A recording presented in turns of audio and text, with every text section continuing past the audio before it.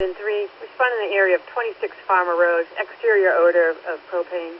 Windham Engine 3, 26 Farmer Road for an exterior odor of propane. Cross street to Horseshoe Road, grid W4, time the dispatch 1634.